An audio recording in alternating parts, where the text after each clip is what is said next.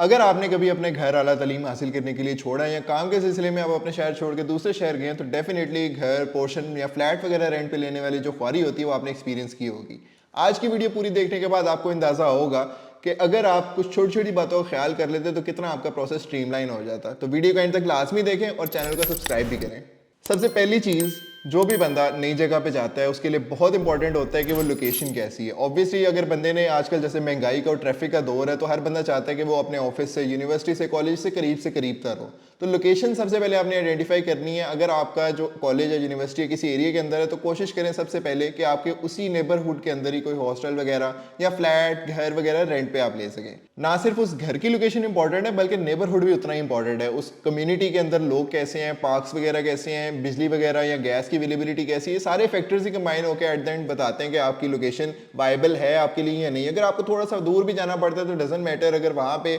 आपको फैसिलिटीज अच्छी मिल रही है, आपका क्वालिटी ऑफ लाइफ अच्छा है तो definitely go for that. Location से भी ज़्यादा इंपॉर्टेंट चीज़ जिस पर बहुत से लोग आके फंस जाते हैं वो हमेशा होती है प्राइस। बजट जब भी आपने आइडेंटिफाई करना है तो आपका बजट लाहौर जैसे इलाके के अंदर अगर आप घर रेंट पे लेने का सोच रहे हैं, जो कि यूजुअली लोग 5 मरले का सोचते हैं, उसका एक पोर्शन वगैरह रेंट पे ले लेते हैं जिसके अंदर आपको तकरीबन 2 बेडरूम्स मिल जाते हैं, अटैच वॉशरूम होते हैं, किचन होते हैं, तो उसका रेंट आपको तकरीबन 30,000 से लेके एनीवेयर फ्रॉम 50,000 तक भी चले जाता है, डिपेंडिंग अपॉन कि वो घर कितना पुराना है, फर्निश्ड है नहीं है, उसके अंदर फैसिलिटीज़ क्या क्या है, एरिया कैसे, ये सब चीज़ें आपके बजट पर डिपेंड करती हैं। अब बजट चूज करते हुए अगर आपके पास 30,000 का बजट है ना, इसका मतलब ये नहीं है कि आप जाके वो वाला घर रेंट पे ले लें, क्योंकि इसके अंदर भी बहुत सारी हिडन कॉस्ट होती हैं। अगर तो आपने डीलर को इन्वॉल्व कराया हुआ है तो सबसे पहले तो उसका कमीशन निकाल दें अपने, जो पहली आपकी लेट से 30,000 है मंथली रेंट, तो 15,000 आपका सीधा सीधा कमीशन होगा। उसके अलावा जिसके घर आप जा रहे हैं, जो लैंडलॉर्ड है, उसको आपने सिक्योरिटी भी देनी होती है, उसको आपने एक इंस्टॉलमेंट एडवांस के अंदर देनी होती है जिसको यूजुअली हम लोग सिक्योरिटी कह रहे होते हैं, जो कि मल्टीप्लाई होता है 2-3 टाइम्स जो आप बेसिक रेंट पे करते हैं।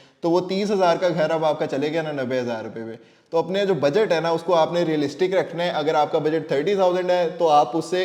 एक लेवल कम के जो एरिया है, जो लोकेशन है, वो चूज़ करें। मेरा पर्सनल एक्सपीरियंस भी है कि जब आप घर वगैरह रेंट पे ले रहे होते हैं ना, अगर आपके पास कोई बाइक है या कोई गाड़ी है तो बड़ा इंपॉर्टेंट होता है कि आपकी बाइक या गाड़ी किसी अच्छी जगह पे, सेफ जगह पे खड़ी हो, क्योंकि हम लोग जो स्टूडेंट्स हैं या काम कर रहे होते हैं तो ये जो बाइक्स वगैरह हैं ये रात को बड़ा सरदर्द होता है कि आपकी बाइक बाहर खड़ी हुई है और बाहर से कोई उठा के ना ले जाए, गाड़ी खड़ी है तो उसके रिम चोरी करके ना ले जाए। तो आपके घर के अंदर इतनी स्पेस होनी चाहिए कि एक मुनासिब सी गाड़ी या कोई बाइक वगैरह ईजी अंदर आके खड़ी हो सके, और वो भी शेड वगैरह के अंदर, वरना आप उसको साफ ही कराते रहेंगे। जब आपको पता होगा कि आपने किस लोकेशन में घर लेना है, आपको अपना बजट भी पता होगा, आपने सारी सिक्योरिटी वगैरह कम्युनिटी भी देख ली होगी, आपको पता होगा कि आप घर के अंदर बाइक वगैरह, अपनी गाड़ी वगैरह भी खड़ी कर सकते हैं, तो फिर जब फाइनल बारी आती है कि ये सारे प्रोसेस को डॉक्यूमेंट करने की, जिसको बेसिकली हम एक रेंटल एग्रीमेंट भी कहते हैं, जिसके अंदर जो लैंडलॉर्ड होता है और जो बंदे जिसने रेंट पे लेना होता है वो एक एग्रीमेंट साइन करते हैं कि मैं इस घर के अंदर रेंट पे रह रहा हूँ, और जो रजिस्टर्ड होता है। आपको एक और डॉक्यूमेंट चाहिए होता है जिसको कहते हैं पुलिस कैरेक्टर सर्टिफिकेट, जो कि आपको किसी भी अपने नियरेस्ट पुलिस स्टेशन से मिलता है, जो कि इस बात को वेरीफाई करता है कि आपके ऊपर कोई प्रीवियसली कोई क्रिमिनल चार्जेस वगैरह तो नहीं थे। ऑब्वियसली एक हम कम्युनिटी के अंदर रहते हैं तो फिर सबकी सेफ्टी इंश्योर करना बहुत ज़रूरी होता है। तो ये दोनों चीज़ें आपको करनी पड़ेंगी। अगर तो आपने कोई डीलर इन्वॉल्व नहीं किया हुआ तो फिर तो आपकी क्वारी थोड़ी सी ज़्यादा, आपको पुलिस स्टेशन भी जाना पड़ेगा, वहाँ पे जाके आपको स्टॉम्प पेपर वगैरह भी लेना पड़ेगा, फिर वो एग्रीमेंट भी बनाना पड़ेगा, सब सबमिट भी अपने पास रिकॉर्ड भी रखना होगा और वहाँ भी सबमिट करवाना होगा। इसी क्वारी को कम करने के लिए बहुत से लोग डीलर्स का वे ढूंढते हैं, क्योंकि अगर आप डीलर को पे कर रहे हैं तो फिर डीलर की रिस्पॉन्सिबिलिटी होती है कि वो आपका रेंटल एग्रीमेंट भी बनवाए, आपका पुलिस से जो कैरेक्टर सर्टिफिकेट आना है वो भी है, सारी जो सरदर्द होती है वो उसकी होती है। और अगर आप चाह रहे हैं कि मैं एक अच्छी खासी अमाउंट बचा सकूं डीलर को अवॉइड करके, तो फिर आपको एक थोड़े से क्वारी तो करनी पड़ेगी। ये सारी चीज़ें आप सब लोगों को भी ऑब्वियसली पहले पता ही होंगी, लेकिन जहाँ पे लोग लैक करते हैं वो ये कि जब वो रिसर्च कर रहे होते हैं, इनिशियली जब ब्राउज कर रहे होते हैं OLX पे प्रॉपर्टीज़, जब जाके देख रहे होते हैं रेंटल के लिए क्या क्या अवेलेबल है, तो उन्होंने अपने फिल्टर सही सेट नहीं किए होते। तो जब भी अपनी आपने रिसर्च करनी है ना, तो आपने पहले तो जाके अपना कीवर्ड लिखना है कि आपको रेंट के लिए क्या चाहिए, फ्लैट चाहिए, घर चाहिए, या सिर्फ आप कैटेगरी जाके जब सिलेक्ट करेंगे तो आपको पूरी लिस्टिंग्स का व्यू आ जाएगा जिसके अंदर फ्लैट भी होंगे, घर भी होंगे, डिफरेंट प्रॉपर्टीज होंगी रेंट के लिए। ना सिर्फ ये, आपके लेफ्ट साइड पे पूरा एक पैनल होगा जिसके ऊपर आपको नजर आ रहा होगा कि आपका मिनिमम मैक्सिमम बजट क्या है,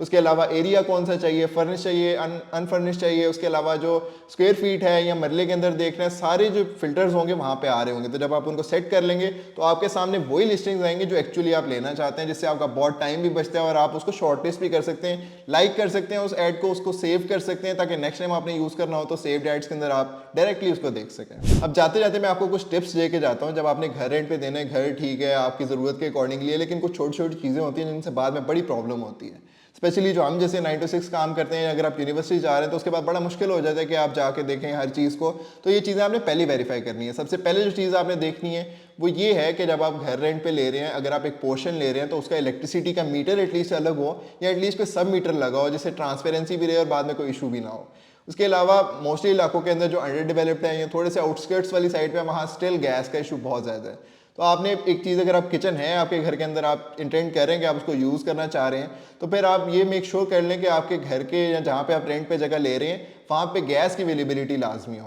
पोर्शन रेंट पे लेने में या इवन फ्लैट पे रेंट पे भी लेते हुए अगर आप ऊपर वाले किसी फ्लोर्स के ऊपर जा रहे हैं तो एंट्रेंस और एग्जिट जो है ना वो सही होनी चाहिए। मतलब आपको किसी की प्राइवेसी ख़राब ना हो, आपकी अपनी प्राइवेसी भी ख़राब ना हो। आपने ऊपर वाले फ्लोर पे जाना है तो उसकी एंट्रेंस अलग से ही हो और आप बिल्कुल एक आराम से आएँ और अपने फ्लोर पर अपने काम से काम रखते हुए चले जाएँ। फिर कुछ बेसिक चीज़ें आती हैं। जब भी आप घर रेंट पे लेते हैं ना, तो जब आप रेंटल एग्रीमेंट साइन कर देते हैं उसका मतलब ये होता है कि जिस कंडीशन में इसको लिया आपने उसी में वापस करना है। उसके बीच जो डैमेजेस वगैरह आते हैं जो आपके फॉल्ट की वजह से होते हैं वो आपको पे करने पड़ते हैं। तो जब घर के अंदर आए ना तो एक छोटी सी बात है कि जितने भी फैंस वगैरह हैं, जितने बल्ब्स वगैरह लगे हैं, जो फिक्सचर्स लगे हैं, सब एक दफ़ा मैप आउट कर लें। कुछ लोग तो ये भी करते हैं कि किसी घर के अंदर एंटर होते हैं, फॉर एग्जांपल 20 जो एलईडीज लगी हुई हैं तो वो लिख लेते हैं, या जो फैंस हैं इवन लैंडलॉर्ड भी ये लिख लेते हैं। तो कि अच्छी बात है, आपका रिकॉर्ड होना चाहिए कि मैं इस घर के अंदर आया, इतने बल्ब्स लगे थे, इतने फैंस लगे थे, ये फिक्सचर्स हैं, इन फिक्सचर्स के अंदर ये चीज़ें डैमेज थी, ताकि सारा कुछ पहले क्लियर हो, बाद में किसी गलत पर्सन के ऊपर ब्लेम नहीं आना चाहिए। तो ये छोटी छोटी टिप्स हैं जिनका अगर आप पहले ख्याल कर लेंगे तो बाद में आपको कोई परेशानी नहीं होगी। ये प्रोसेस इतना कोई ज़्यादा मुश्किल तो है नहीं, सिंपल सी चीज़ें, बस आपको थोड़ी सी एफर्ट ज़्यादा करनी पड़ेगी। तो वीडियो तो आपने देख ली कि आपने घर रेंट पे लेना है तो आपने किस तरह से मैनेज करनी है अपनी चीज़ें। तो फिर चैनल को भी सब्सक्राइब कर दें और नोटिफिकेशन बेल भी क्लिक कर दें ताकि नेक्स्ट वीडियो इस तरह की आप तक पहले आते रहें। मिलते हैं अगली वीडियो में। अल्लाह हाफिज़।